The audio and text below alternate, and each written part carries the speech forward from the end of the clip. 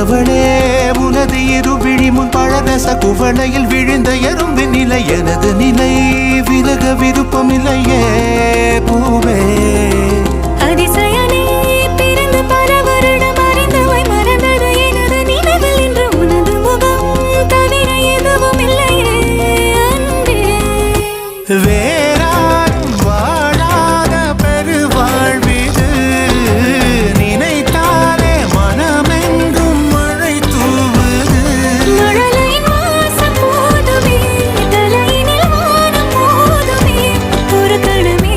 உன்னை பிரிந்தால் உயிர் மலர் காய்ந்து போகுமே நீதானே பொஞ்சாதி நானே உன் சரிபாதி